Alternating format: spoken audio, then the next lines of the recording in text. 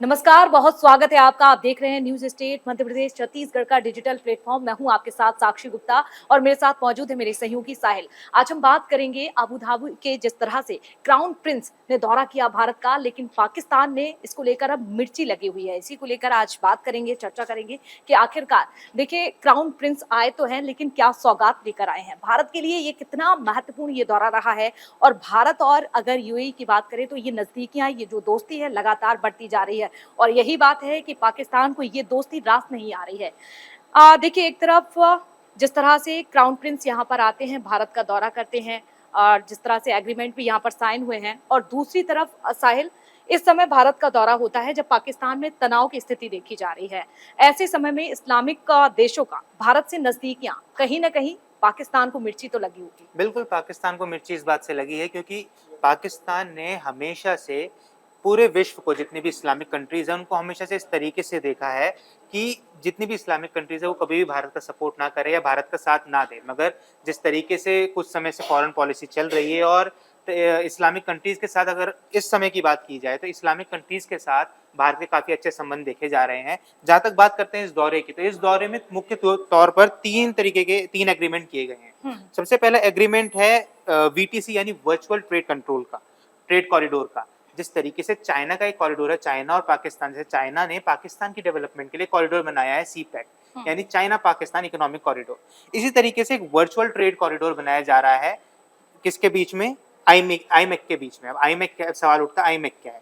IMEC है India middle east economic corridor. अब इससे होगा क्या? ये एक ट्रेड कॉरिडोर है जिसके जरिए जितनी कंट्रीज इसके बीच में आती हैं, जिस जगह से ये ट्रेड होगा, उनकी इकोनॉमिक डेवलपमेंट होगी, उनकी इकोनॉमी बूस्ट होगी। तो इस तरीके से एक नए तरीके का एक एग्रीमेंट लॉन्च किया गया है। साथ ही एक मैत्री स्कीम लाई गई है। मैत्री स्कीम क्या है? मैत्री का अगर हम फुल फॉर्म बोले तो मैत्री है master application of international trade and regulatory interface. अब इससे होगा ये, क्योंकि देखिए जब भी किसी तरीके का काम होता है, किसी तरीके की इकोनॉमी बूस्ट होनी है, किसी तरीके का ट्रेड होना है, किसी भी तरीके का काम किसी भी कंट्री में करवाया जाना है, तो इस केस में क्या होता है?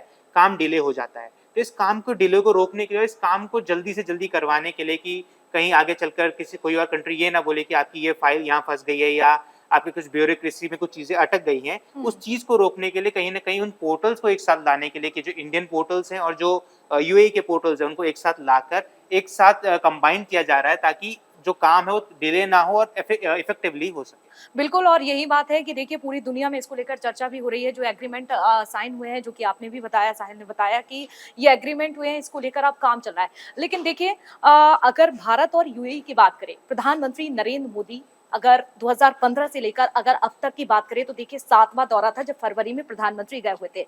लेकिन क्राउन प्रिंस का भारत में आना ये पहली बार है जब वो भारत आ रहे हैं। कहीं न कहीं ये नज़दीकियाँ और भी ज़्यादा बढ़ने लगी हैं। एक अलग तरह का मैसेज देने की भी कोशिश की जा रही है। लेकिन साहिल देखिए समझने वाली बात ये है कि एक तरफ इस्लामिक देशों का भारत से दोस्ती और दूसरी तरफ पाकिस्तान से दूरियां। कहीं ना कहीं इस्लामिक देशों को भी पता है कि भारत आने वाले समय में कितना जरूरी है और कितना महत्वपूर्ण है। यही वजह है कि लगातार अब जो नजदीकियां हैं, चाहे हम बात कर लें राजनीतिक, चाहे व्यवसाय को लेकर बात करें, चाहे कनेक्टिविटी को लेकर बात करें, और जिस तरह से अभी जो 3 एग्रीमेंट आपने बताए हैं, ये बहुत जरूरी इस्लामिक देशों के लिए भी है, भारत से भी ज्यादा। बिल्कुल, क्योंकि भारत की इकोनॉमी एक तरीके से हम कह रहे हैं, हमेशा से कहते रहे हैं कि इंडिया एक डेवलपिंग नेशन है, इंडिया भी विकसित हो रहा है। मगर वहीं बात करें, अगर हम यूएसए की बात करें या चीन की बात करें या हम रूस की बात करें, ये ऑलरेडी डेवलप्ड नेशंस में आते हैं। तो कहीं न कहीं यूएई भी ये चाहेगा, यूएई को भी हम कह सकते हैं कि वो एक डेवलप्ड नेशन है, अच्छी खासी वहाँ पर फैसिलिटीज़ अवेलेबल हैं। तो अब कहीं न कहीं यूएई भी चाह रहा है कि हम ऐसी कंट्रीज़ में इन्वेस्ट करें जहाँ से उन्हें उन्हें आउटपुट मिल सके, क्योंकि इंडिया में हर चीज़ उनको ईज़िली अवेलेबल हो जाएगी, चाहे वो रॉ मटेरियल हो, चाहे वो लैंड हो। और उनको ये बात बहुत क्लियरली पता है कि अगर वो इन्वेस्ट करते हैं, अगर हम एक लेमैन की लैंग्वेज में बोलें कि अगर वो ₹10 लगाएँगे, तो उनको पूरा भरोसा है कि उस ₹10 का भले ही ₹50 ना बने, मगर ₹20 कम से कम बनेगा, यानी उनको प्रॉफिट उसमें होगा। तो इसको लेकर हम कह सकते हैं यूएई भी कहीं न कहीं इस चीज़ को लेकर रणनीति बना रहा है कि किस तरीके से उनको प्रॉफिट मिल सके। क्योंकि साथ ही एक और पैक्ट साइन हुआ है जिसको हम जो एनपीसीआईएल और ईएनईसी के बीच में साइन हुआ है। अब इसमें होगा क्या? जो बराक में यूएई का न्यूक्लियर डील की जा रही है, जो न्यूक्लियर प्लांट बना हुआ है, उसकी देखभाल के लिए इंडिया को जिम्मा दिया गया है। अब ऐसे में होगा क्या? क्योंकि जब न्यूक्लियर प्लांट चलता है उस समय पर हमें यूरेनियम चाहिए, और यूरेनियम कहीं से भी लेना इस समय पर बैन है। अमेरिका जैसी कंट्रीज ऑलरेडी यूरेनियम की डील पर बैन लगा चुकी हैं। अब भारत में यूरेनियम हम ये नहीं कहेंगे बहुत ज्यादा मात्रा में रूस मिलता में, है, लेकिन मगर फिर भी बिल्कुल हाँ। रूस में मिलता है। तो इस कारण हो सकता है कि अब भारत क्योंकि एक न्यूक्लियर नेशन है, भारत को पता है कि न्यूक्लियर प्लांट की कैसे देखभाल की जाती है। और यूएई हम कहें कि पूरे अरब कंट्रीज में जितनी अरब कंट्रीज है उनमें सबसे पहला ये न्यूक्लियर प्लांट है। तो कहीं ना कहीं ये सवाल जरूर पैदा होता है कि अगर न्यूक्लियर प्लांट में किसी भी तरीके की दिक्कत आती है तो उसको कैसे ठीक किया जा सकता है। तो इसमें कहीं ना कहीं भारत एक अहम भूमिका निभा सकता है और भारत उसमें हेल्प कर सकता है, जिस कारण यूएई भी ये चाह रहा है कि उनकी हेल्प की जाए। बिल्कुल, यानी कि दोनों ही देशों का अपना फ़ायदा है और दूसरी तरफ पाकिस्तान ये सोचकर परेशान है कि भाई ये क्या हो रहा है? इस्लामिक देश एकजुट करने की कोशिश की जाती है। धारा 370 जब कश्मीर से हटती है, तो बाकी जो इस्लामिक देश है कहीं न कहीं पूरी कोशिश पाकिस्तान ने करी है कि कैसे लामबंद किया जाए, ये मैसेज देने की कोशिश करी। लेकिन आज देखिए इस्लामिक देशों के हम ये तो नहीं कह सकते कि बहुत सारे, लेकिन कई देश ऐसे हैं जिनके भारत से संबंध बहुत अच्छे हैं और उन्हीं में से एक यूएई है। ऐसे में साहिल, पाकिस्तान की ओर से पूरा प्रयास किया गया, पूरा जोर लगाया गया, लेकिन देखिए आज उल्टा पाकिस्तान के लिए ये सबब देखा जा रहा है। जिस तरह से आज इस्लामिक देशों की दोस्ती, खासकर यूएई की बात करें और भारत की, 1971 से लेकर लगातार ये दोस्ती अच्छी थी, लेकिन जिस तरह से प्रधानमंत्री नरेंद्र मोदी ने ये प्रयास किया है 2015 से लेकर 2024 तक, ये वाकई एक अलग तरह का मैसेज है। बिल्कुल एक अलग तरह का मैसेज भी है, क्योंकि देखिए ये बात हर कोई जानता है कि युद्ध कभी ना कभी होगा और जब भी युद्ध होगा उस समय पर सप्लाई चेन्स होनी बहुत बेहद जरूरी है। अब सप्लाई चेन्स होती क्या है? जब भी कोई युद्ध होगा वहां पर किसी भी तरीके से जो नेचुरल गैसेस आ रही हैं, जो पेट्रोलियम आ रहा है, ये नहीं रुकना चाहिए, क्योंकि इस वक्त भारत में पेट्रोल नहीं मिलता है। हमें पेट्रोल हम बाहर से इंपोर्ट करते हैं। अभी इंपोर्ट नहीं रुकना चाहिए वॉर के टाइम पे। क्यों? क्योंकि अगर वॉर के टाइम पे किसी भी तरीके से इसका इंपोर्ट रुकता है, कहीं ना कहीं वॉर पर इसका असर देखने को मिलेगा, कहीं ना कहीं देश की इकोनॉमी पे इसका असर देखने को मिल सकता है। तो कहीं ना कहीं गवर्नमेंट भी ये चाहती है कि किसी भी तरीके से हम उस कंडीशन के लिए रेडी रहें और कहीं ना कहीं उस सप्लाई चेन को बना के इंडिया में कम से कम इतना सरप्लस बना के रखना चाहिए पेट्रोलियम का कि अगर वॉर की सिचुएशन बनती है और हम कहीं से इंपोर्ट ना कर पाए तो उस कंडीशन में भी 1 से 1.5 साल तक कम से कम इकोनॉमी इजीली रन कर सके। तो कहीं ना कहीं इसलिए पाकिस्तान भी इस बात को समझ रहा है कि इस वजह से भारत में कितनी डेवलपमेंट हो सकती है, क्योंकि अगर बहुत आम सी बात है, अगर इस तरीके का इन्वेस्टमेंट किया जाता है इंडिया में तो कहीं ना कहीं इंफ्रास्ट्रक्चर डेवलप होगा तो कहीं ना कहीं जॉब अपॉर्चुनिटीज बढ़ेंगी और उससे इंडिया का ही डेवलपमेंट होगा। तो पाकिस्तान कहीं ना कहीं कोशिश कर रहा है कि इस तरीके को रोका जाए, मगर ये एक हम बात अगर ये भी देखें तो पाकिस्तान के कारनामों का ही नतीजा है, क्योंकि पाकिस्तान की नजदीकियां चाइना से रही हैं और चाइना ने जिन जिन जगहों पर लोन दिए हैं, कहीं ना कहीं उनके लोन की वजह से उनके कुछ एरिया को अपने उसने कंट्रोल में ले लिया है। तो कहीं ना कहीं पाकिस्तान भी ये समझ रहा है कि यूएई ऐसी हरकत नहीं करेगा, क्योंकि यूएई हमेशा से चाहता है कि वो भारत का अच्छा दोस्त बना रहे। तो इसे देखते हुए पाकिस्तान कोशिश करेगा और हो सकता है आने वाले दिनों में हमें किसी तरीके का कुछ ऑपरेशन है, किसी तरीके का कुछ अटैक देखने को मिल सकता है पाकिस्तान की तरफ से।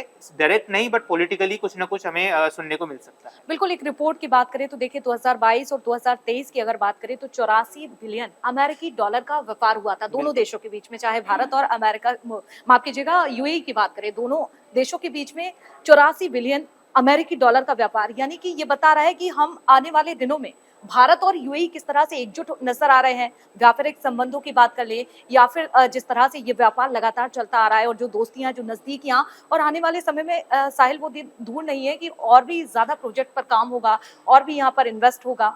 बिल्कुल कई नए प्रोजेक्ट्स पे काम किया जा सकता है, क्योंकि अगर ये कॉरिडोर इजीली अवेलेबल हो जाता है, ये कॉरिडोर अच्छे से वर्क कर जाता है तो कहीं ना कहीं ट्रेड पे अच्छा असर पड़ेगा। जो अभी आपने बताया कि 84 बिलियन डॉलर्स है, हो सकता है इसको आगे बढ़ाकर ये 150 या 200 बिलियन डॉलर्स भी हो जाए। और अगर 150-200 बिलियन डॉलर्स होता है तो आप समझ लीजिए कि इतना बड़ा इन्वेस्टमेंट अगर एक कंट्री आप पर कर रही है तो कहीं ना कहीं उसकी प्रोडक्टिविटी भी वो एक्सपेक्ट करेगी, और अगर वो प्रोडक्टिविटी आती है तो इन्वेस्टमेंट और बढ़ेगा और कहीं ना कहीं वो उसका असर भारत में भी देखने को जरूर मिलेगा। बिल्कुल, और एक और बात यहाँ पर देखिए गुजरात को लेकर भी एक अपडेट है कि गुजरात में भी जिस तरह से यहाँ पर फूड को लेकर हम लगातार चर्चा कर रहे थे, उससे पहले इसको लेकर भी बात कही जा रही है कि यहाँ पर भी जो है प्रोजेक्ट के तहत काम किया जाएगा। तो निश्चित तौर पर बिल्कुल साहिल आपने सही कहा कि आने वाले दिनों में लोगों को यहाँ पर रोजगार मिलेगा।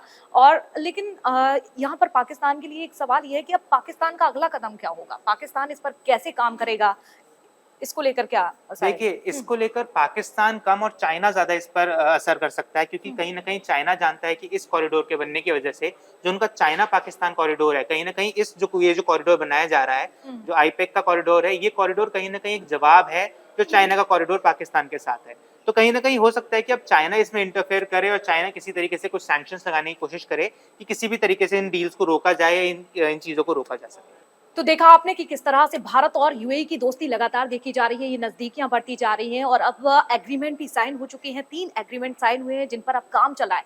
पूरे देश और दुनिया की नज़रें बनी हुई हैं कि आखिरकार भारत और यूएई लगातार पहले भी संबंध अच्छे थे, लेकिन अब एक तरफ पाकिस्तान में तनाव और दूसरी तरफ इस्लामिक देशों के क्राउन प्रिंस का यहाँ पर आना यानी कि भारत में आना, ये नज़दीकियाँ बता रही हैं पाकिस्तान के लिए एक इसे कह सकते हैं साहिल कि एक जवाब है।